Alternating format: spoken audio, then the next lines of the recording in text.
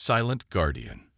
The storm raged across Europa Station Sigma, sheets of ice crystals beating against reinforced windows that had withstood Jupiter's fury for 30 years.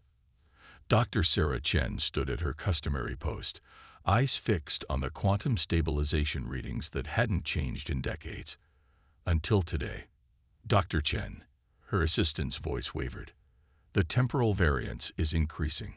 We're seeing micro-fluctuations in the Porter-Wheeler field. She didn't need Thomas to tell her.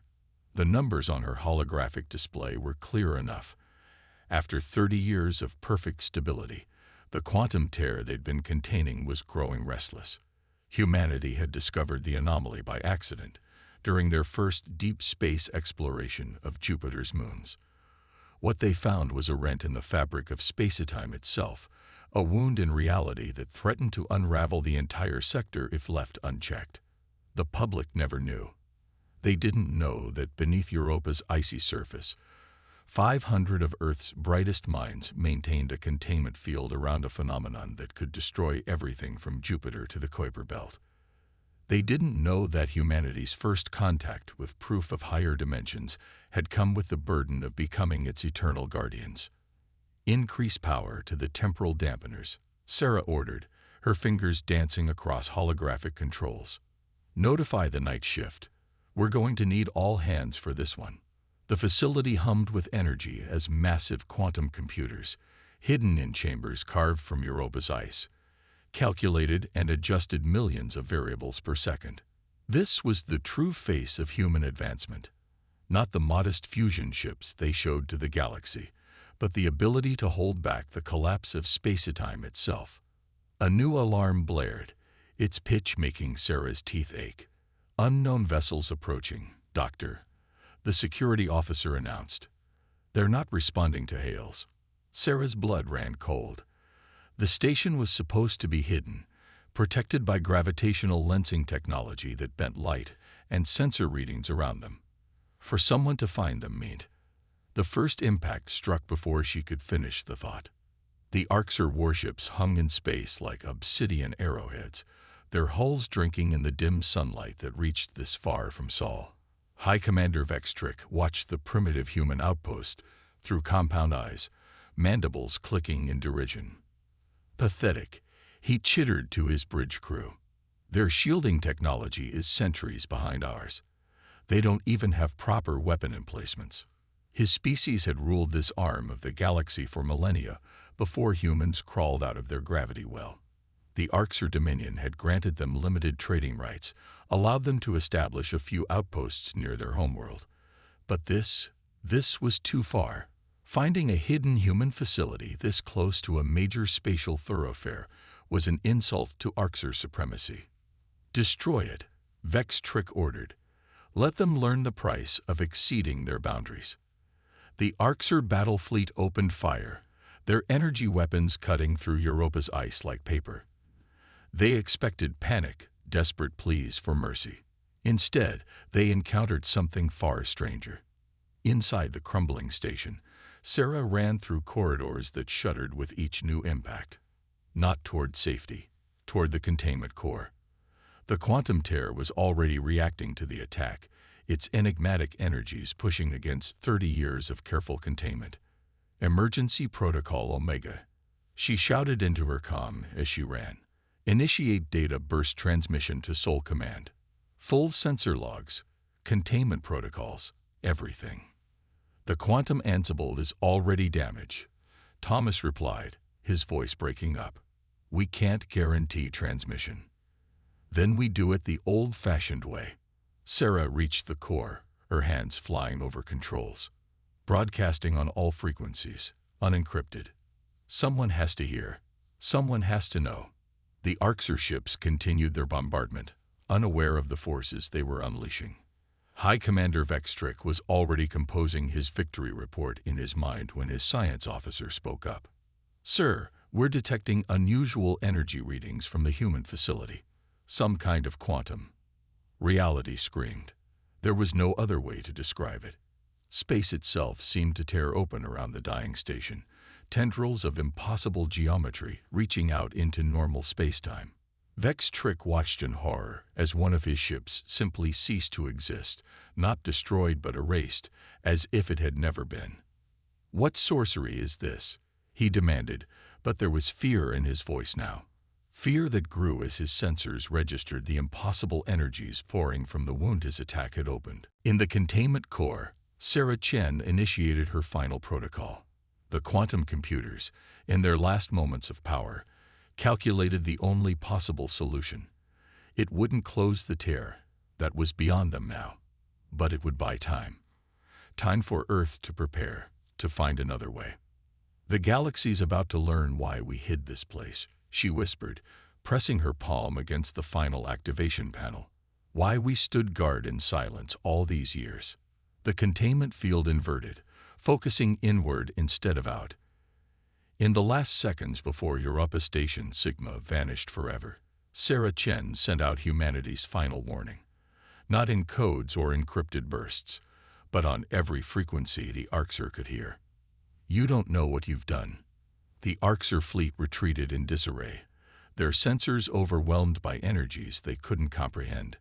Behind them, Jupiter's moon continued its eternal dance, its surface now marked by a new crater, a crater that seemed to flicker in and out of existence when viewed directly. High Commander Vextric wanted to dismiss it all, the strange readings, the impossible energies, the warning. But in the depths of his compound eyes, he saw again that moment when reality itself had torn, when all his species' technological superiority had meant nothing in the face of whatever forces the humans had been containing. As his fleet fled toward Arxer space, they didn't notice the quantum distortions following in their wake, invisible fingers of broken spacetime reaching out along their path. They didn't notice that with each light year they traveled, the tear in reality grew just a little wider. And in the great chamber of the Galactic Assembly, a human delegation was already stepping forward to address the gathered species, their faces grim with the knowledge of what was coming. The time for silence was over.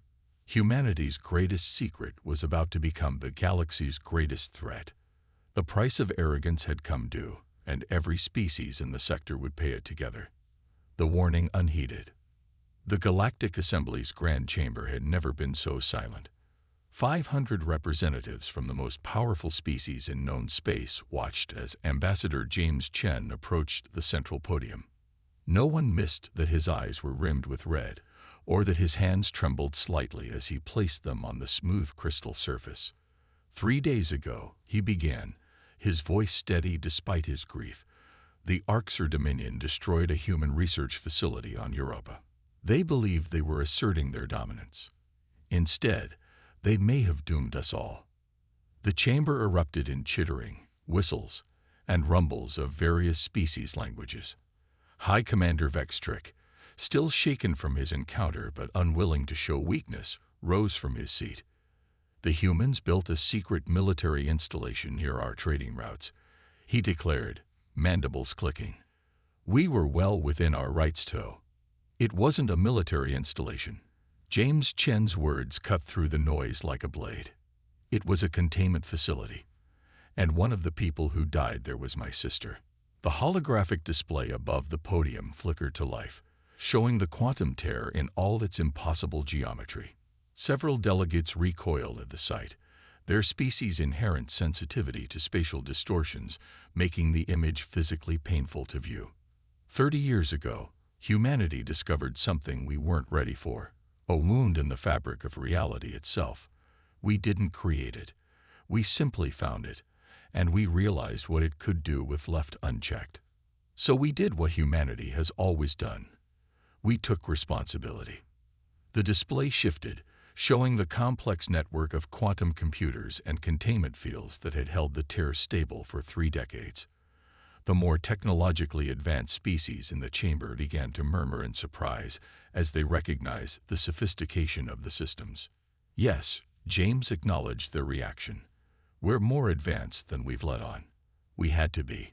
Containing a quantum temporal tear requires technology that most species won't develop for centuries. We didn't hide our capabilities out of deception, but out of necessity. The fewer who knew about the tear, the safer everyone would be. The Arxer delegation bristled at this revelation. Their entire society was built on technological superiority, on being the unquestioned masters of advanced science. The idea that humans had surpassed them in secret was intolerable. Convenient claims, Vextrix sneered. You expect us to believe that you're primitive species. A sudden tremor ran through the chamber. The lights flickered, and for a brief moment, every piece of technology in the room went dead. When power returned, the holographic display showed a new image, real-time footage of spatial distortions spreading from the Europa site, creeping through the sector like cracks in glass. We don't expect you to believe, James said quietly. We expect you to observe. The containment protocols my sister died trying to maintain were the only thing holding back a cascade failure in local space-time. Now that they're gone, the tear is growing. Within days, it will begin affecting populated systems. Within weeks, the distortions could reach all the way to the galactic core. The Mirith delegate, her crystalline form shimmering with anxiety, raised a limb. What exactly do these distortions do? James closed his eyes for a moment. When he opened them, there was something ancient in his gaze, a weight of knowledge no species should have to bear. They unmake things, not through destruction, through erasure. Anything caught in a temporal distortion simply ceases to have ever existed. We've already detected several asteroid fields near Jupiter that are just gone, not destroyed. There's no debris, no radiation signature. According to every sensor we have, those asteroids never existed in the first place. The chamber erupted again, this time in panic. The concept of not just death, but complete removal from the timeline, was beyond horrifying to most species. The Arxer delegation huddled together, their earlier arrogance forgotten as they processed the implications. There is a solution, James continued, and the room fell silent once more. Humanity has been developing containment technology for 3 decades. We have prototype systems that could be scaled up to handle a tear of this magnitude. But we need help. We need resources, construction capacity, and most importantly, we need the Arxer to stop interfering with our ships. Vextrix's compound eyes narrowed. You expect us to simply allow your vessels free rein through our territory, after you've admitted to deceiving us about your technological capabilities.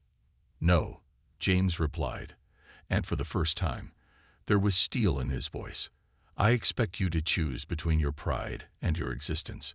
The tear your forces unleashed is growing exponentially. It will reach Arxer space first.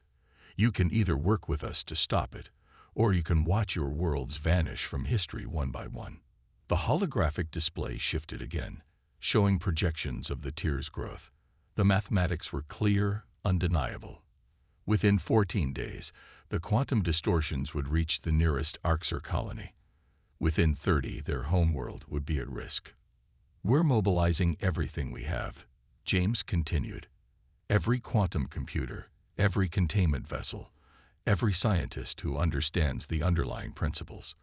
But the tear is orders of magnitude larger than what we contained on Europa. We need the Assembly's help, all of you. Not because we can't handle this alone, but because we shouldn't have to. This is no longer a human secret. It's a galactic threat. In the ensuing silence, the Mirith delegate's crystalline voice rang out clear. The Mirith Collective will assist. We have shipyards in the outer rim that can be converted to manufacture containment vessels. Other species began to voice their support, their fear of the tear overcoming their usual political caution. But the Arxer remained silent, their pride warring with their growing terror. James Chen turned to face them directly. High Commander Vextrix, the next few hours will determine not just the fate of your species, but whether you ever existed at all. What's worth more to you, your pride, or your people's future? The chamber waited as Vextrix's mandibles worked silently, his compound eyes reflecting the horrifying mathematics displayed above. Finally, he rose. The Arxer Dominion, he ground out, each word seeming to cause him physical pain, requests human assistance in this matter. James nodded once, but there was no triumph in his expression. Then let's begin. We have 13 days before the first colony is reached. Time, for once, is not on our side.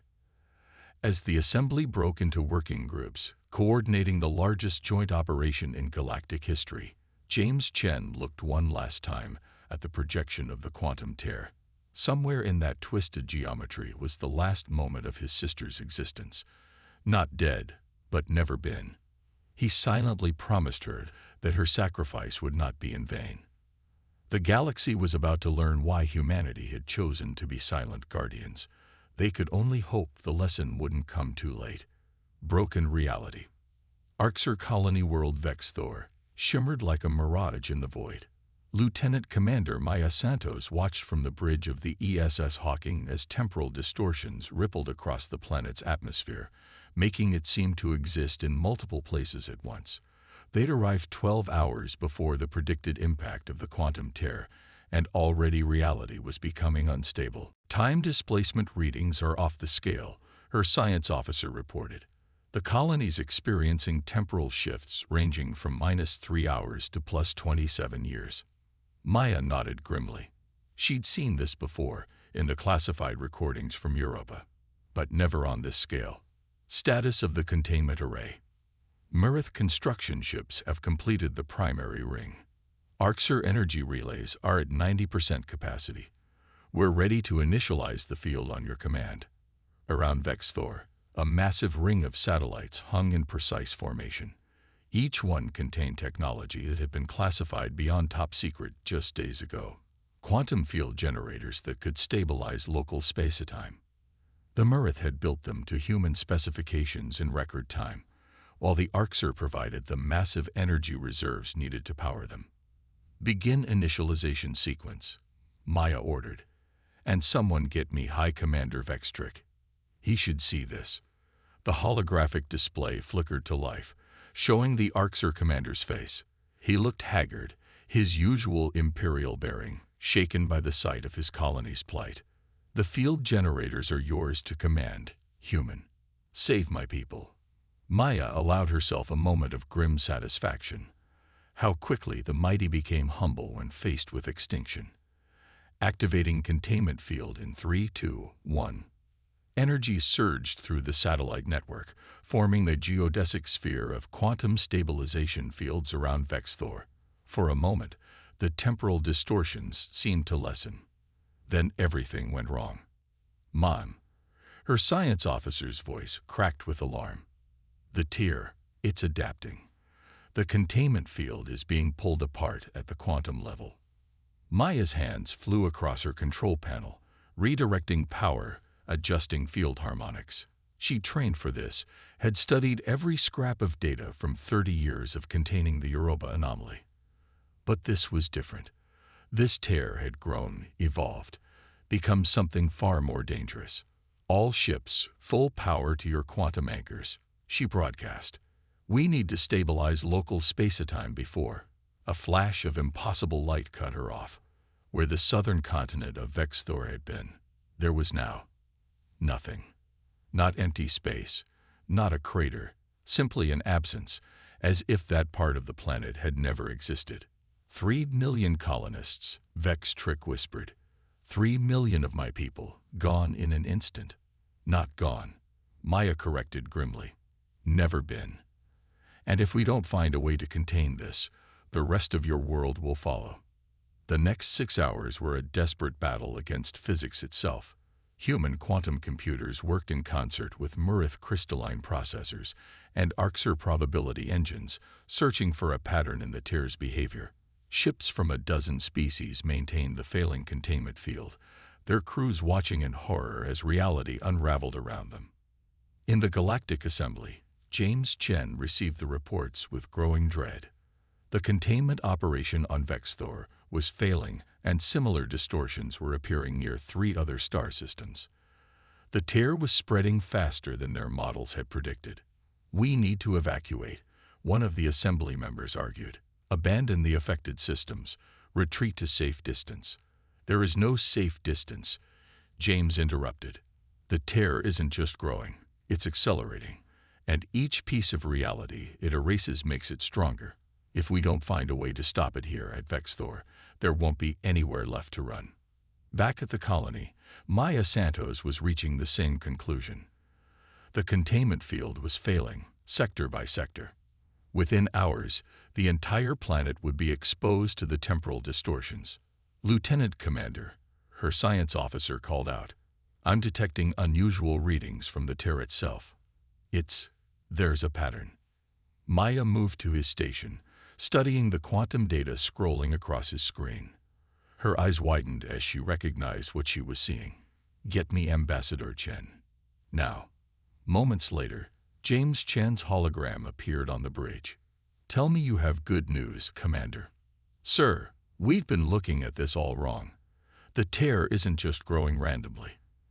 It's following the path of the Arxer ships that destroyed Europa Station. Their engines left quantum wake traces in space-time, and the tear is using those traces as a roadmap." James's expression sharpened. "How does that help us?" "Because it means we can predict where it's going next. More importantly, it means we might be able to lay a trap. If we can create a contained quantum wake pattern, we might be able to guide the tear into a prepared containment zone." "The casualties," James began, "will be far less than if we let this continue." Maya's voice was firm. "Sir, we need to evacuate everyone we can from Vexthor and the surrounding systems.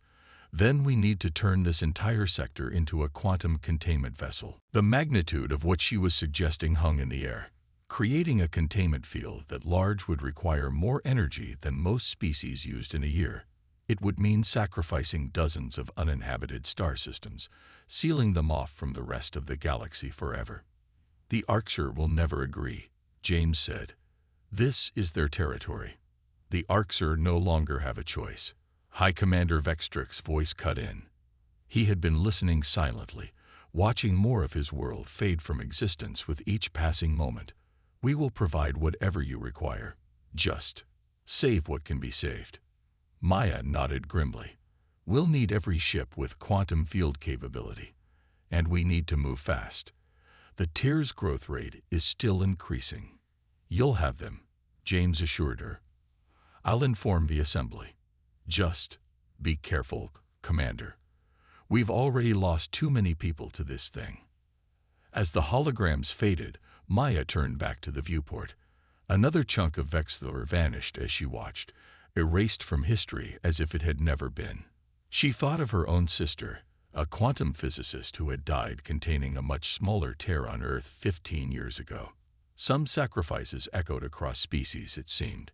"Begin evacuation procedures," she ordered, "and get me the quantum mathematics division. We have a trap to build." As her crew rushed to comply, Maya watched the tear continue its inexorable expansion. They had perhaps 48 hours before it grew beyond their ability to contain. 48 hours to save not just lives, but existence itself. The price of arrogance had grown beyond counting. Now it was time to see if wisdom could pay the debt. The last line. The largest fleet in galactic history assembled at the edge of Arxer space. 10,000 ships formed a perfect sphere 50 light-minutes in diameter, each vessel equipped with quantum field generators based on human designs. At the center of this formation, Lieutenant Commander Maya Santos made her final calculations. "Status report," she called out, her voice steady despite the weight of what they were about to attempt. Merith crystalline processors are synchronized. Arxer probability engines are at full power. Human quantum computers are ready for initialization, her science officer reported. All ships report ready for field generation.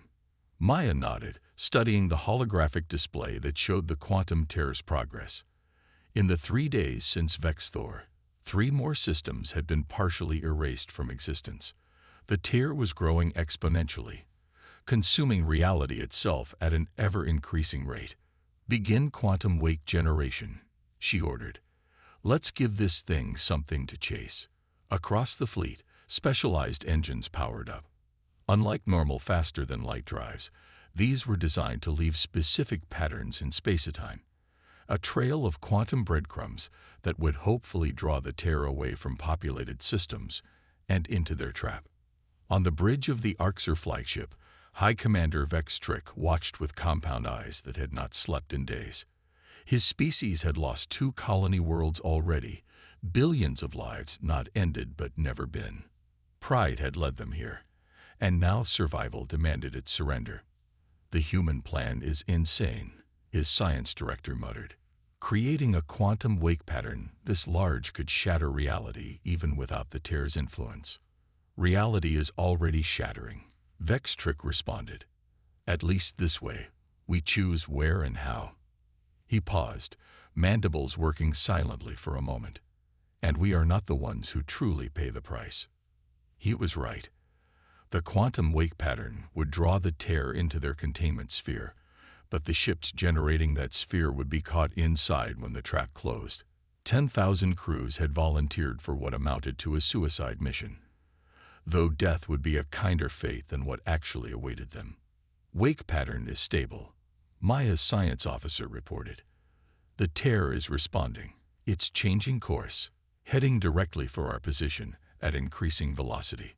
All ships maintain formation," Maya broadcast to the fleet.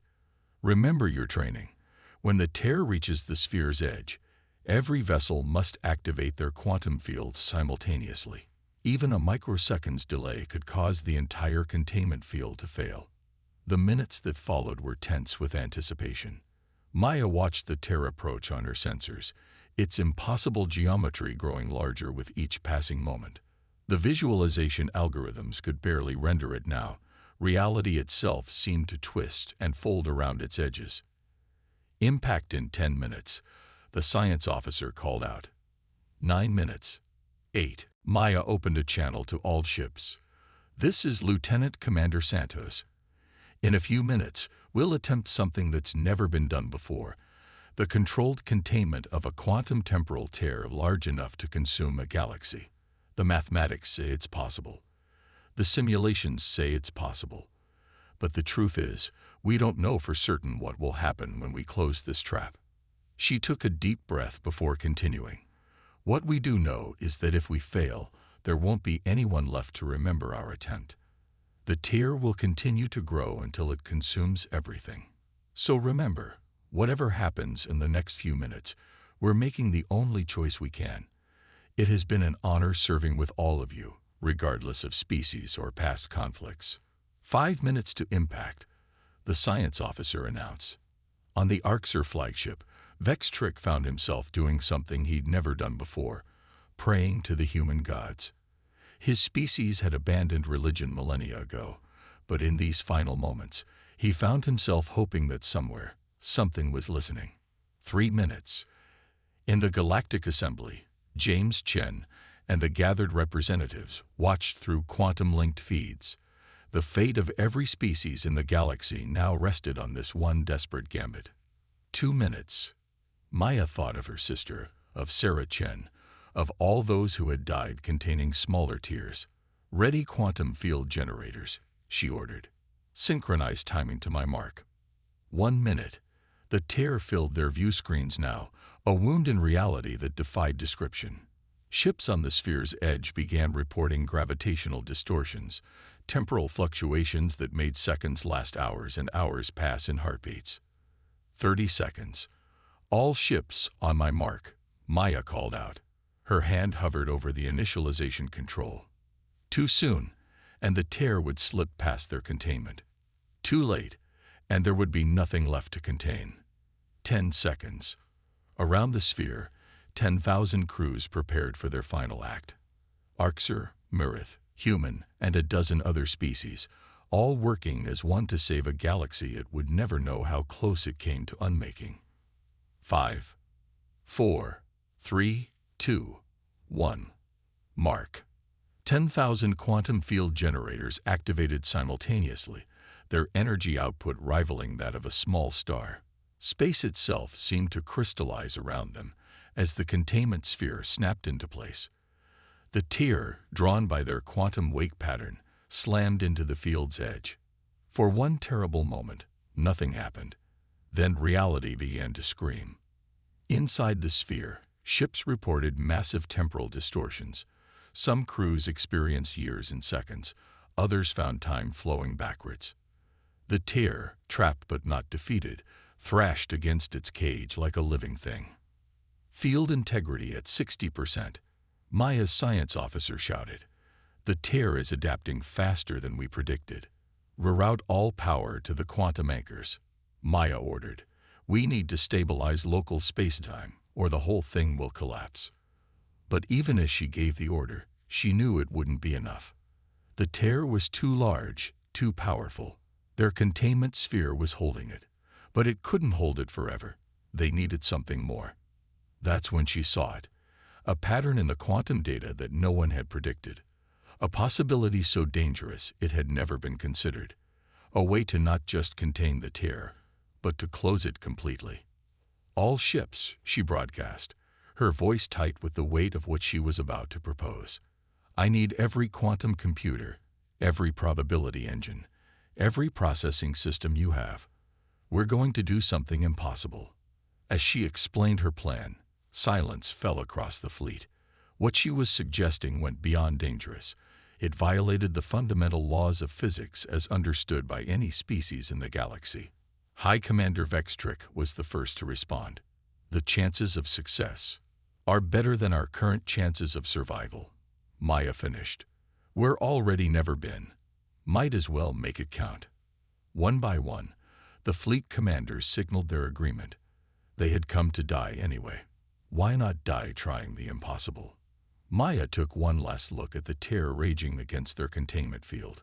"Begin quantum alignment sequence," she ordered. "Let's rewrite the laws of physics." The battle for reality itself was about to enter its final phase, and humanity's greatest gambit was just beginning. Tomorrow's price. "What we're about to attempt," Maya Santos explained to the combined fleet, "breaks every known law of physics. We're going to turn our containment sphere inside out at the quantum level, creating a recursive loop of space-time that the tear can't escape from." The science officers of a dozen species stared at their data feeds in disbelief. What she was suggesting wasn't just impossible, it was madness. But madness, perhaps, was exactly what they needed. "The tear exists because reality itself is damaged," Maya continued. "We've been trying to contain it, but what we really need to do is give reality a chance to heal itself, like cauterizing a wound."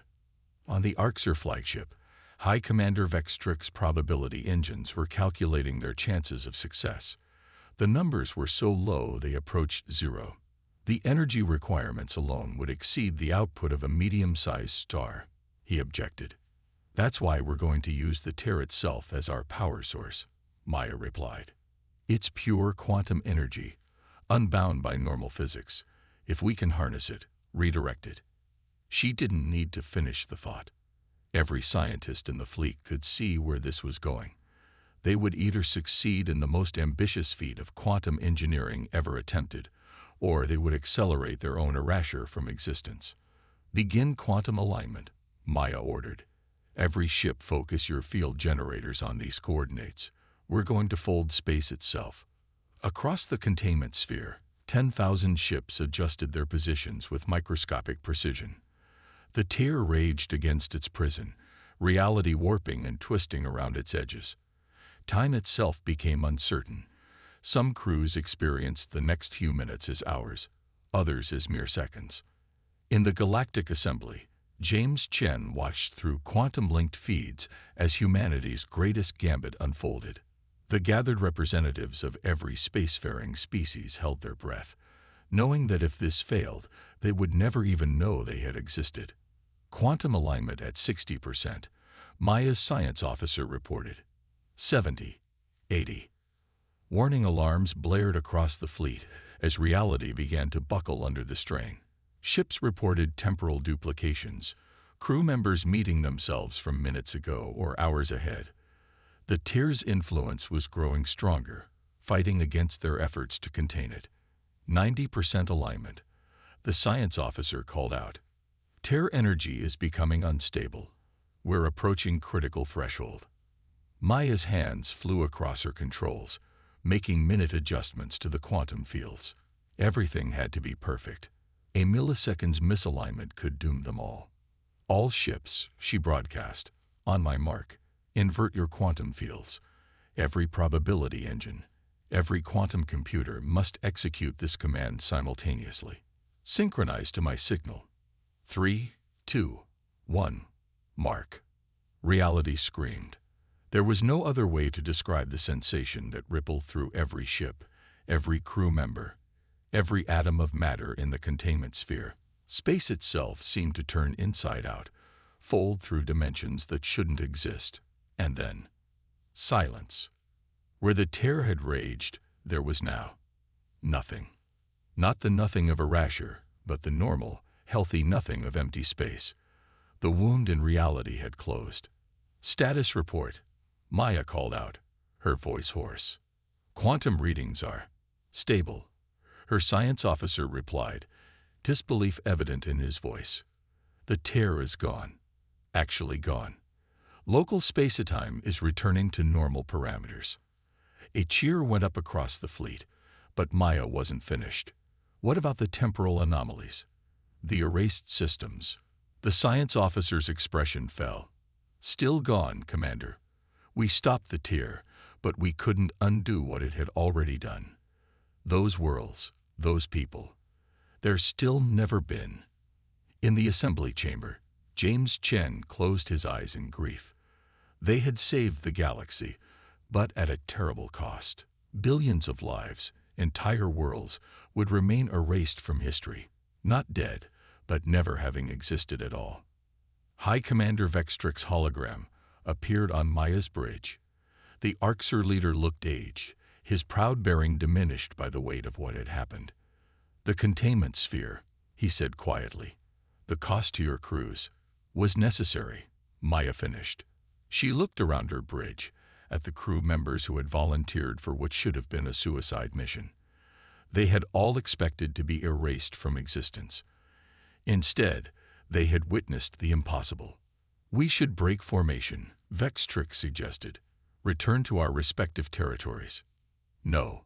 Maya's voice was firm. We need to maintain the containment sphere for at least another 48 hours. There could be quantum echoes, temporal aftershocks. We didn't come this far to risk everything by leaving too soon. The Arxer commander was silent for a long moment. You continue to surprise us, humans, he said finally. We thought we knew what you were. A minor species, barely worth noting. We were wrong. The price of that lesson was too high, Maya replied. Let's make sure it wasn't paid in vain. Over the next 2 days, the fleet maintained its position, monitoring space for any signs of temporal instability. Scientists from every species worked together, studying the data from their impossible achievement. The knowledge gained would reshape their understanding of physics, of reality itself. In the assembly chamber, James Chen stood before the gathered representatives one last time. The crisis is over, he announced. But its cost will echo through history, or would, if those we lost were still part of that history. We cannot bring them back. We cannot undo their unmaking, but we can honor their memory by ensuring nothing like this ever happens again. He looked directly at the Arxer delegation as he continued. Pride and arrogance led us here.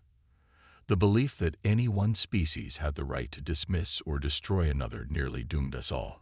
Let this be the lesson we take forward. The galaxy belongs to all of us, and its dangers threaten all of us equally. The Assembly voted unanimously to establish the Quantum Monitoring Council, a joint body of all spacefaring species dedicated to detecting and containing temporal anomalies. The human containment protocols that had protected Europa for 30 years would now protect the entire galaxy. On the bridge of the ESS Hawking, Maya Santos watched the stars wheel slowly past. The containment sphere was being dismantled, ships returning to their home territories. But something had changed in their relationships. Species that had once viewed each other with suspicion or contempt now shared a bond forged in the face of unmaking. Commander, her science officer called out softly, the Arxer are requesting permission to maintain a joint research station with us. They want to study quantum mechanics. Together. Maya smiled slightly. Tell them yes, she said. After all, The price of arrogance has been paid. Now it's time to see what we can achieve with humility. As the fleet dispersed, a new chapter in galactic history began. The species of the galaxy had learned that their greatest strength lay not in their pride or their power, but in their ability to stand together against the impossible. It was a lesson written in the unmaking of worlds, in the never-been of billions. The price had been paid. The future would show whether the galaxy had truly learned its worth.